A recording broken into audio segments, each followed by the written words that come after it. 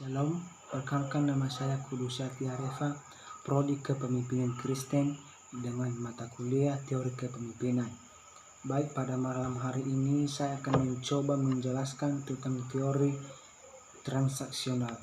Teori transaksional ini memiliki 5 poin, yaitu pengertian tentang teori transaksional, yang kedua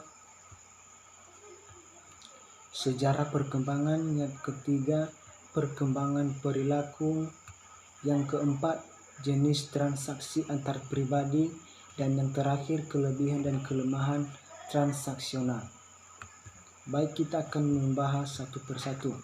Kita mulai dari nomor 1, yaitu pengertian teori transaksional. Pengertian teori transaksional ini adalah suatu pendekatan yang menekankan pada hubungan internasional. Internasional maksudnya ialah hubungan komunikasi antara seseorang dengan orang lain.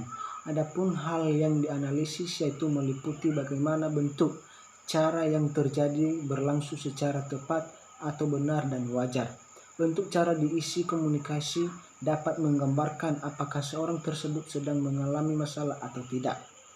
Analisis transaksional terdiri dari 2 kata, yaitu analisis berarti pengujian secara detail agar lebih memahami. Transaksi adalah unit pokok dari sebuah hubungan sosial. Dengan demikian, analisis transaksional adalah metode yang digunakan untuk mempelajari internasional antara individu dan pengaruh yang bersifat timbal balik yang merupakan gambaran kepribadian seseorang. Baik, kita masuk yang nomor 2 tentang sejarah perkembangan. Sejarah perkembangan ini merupakan teori terapi yang sangat populer dan digunakan dalam komunikasi. Pada hampir semua bidang ilmu perilaku, teori analisis transaksional telah menjadi salah satu teori komunikasi antara pribadi dengan mendasar. Kita transaksi selalu mengacu pada proses pertukaran dalam suatu hubungan. Dalam komunikasi antar pribadi pun dikenal transaksi. Yang dipertukarkan adalah pesan-pesan baik, variabel maupun non-variabel.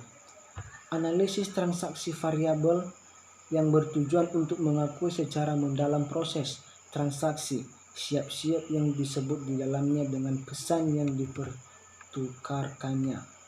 Yang ketiga, perkembangan perilaku. Perkembangan perilaku ini membawa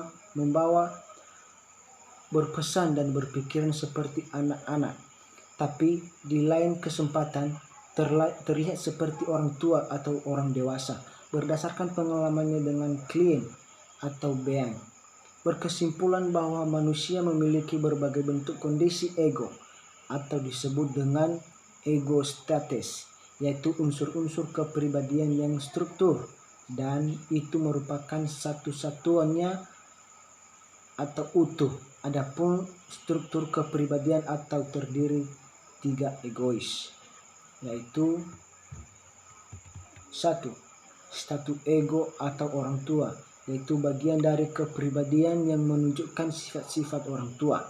Yang kedua, status ego dewasa, yaitu bagian dari kepribadian yang stabil, tidak emosional, rasional, logis, tidak menikmati bekerja, fakta dan kenyataan, selalu berusaha untuk mengungkapkan informasi yang bersedia untuk menghasilkan pemecahan yang terbaik dalam berbagai masalah. Yang ketiga, status ego anak.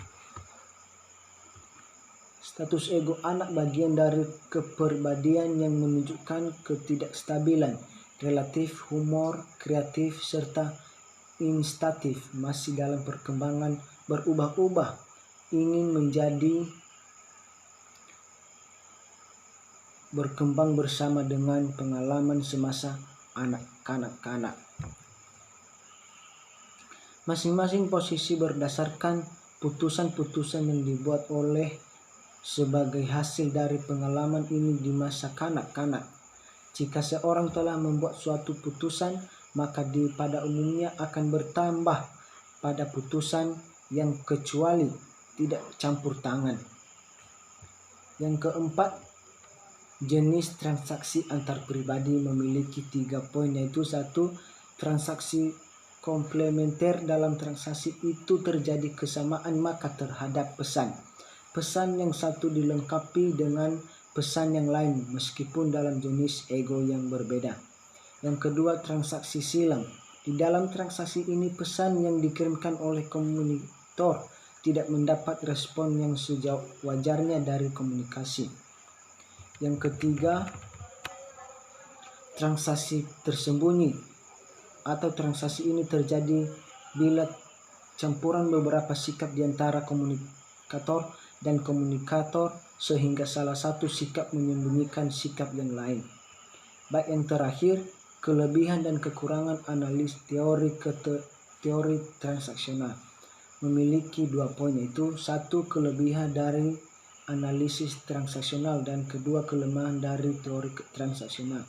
Kita membahas satu persatu. Yang pertama, kelebihan dan kekurangan transaksional memiliki 3 poin, yaitu sangat berguna dan para konselor dapat dengan mudah mengungkapkannya. Yang kedua, menantang untuk lebih sadar akan keputusan awal mereka apakah layak untuk digunakan atau tidak lagi kepada kondisi yang sekarang. Yang ketiga, integrasi antara konsep dan praktek analisis transaksional dengan konsep tertentu dari tempat Gestalt utama berguna karena konselor bebas mengungkapkan prosedur dari pendekatan lain. Yang kedua, kelemahan dari teori transaksional memiliki 2 poin, yaitu kurang efisien terhadap kontrak treatment karena banyak klaim yang beranggapan. Yang kedua, subjektif dalam menafsirkan suatu ego. Baik, demikian saja penjelasan tentang teori transaksional ini.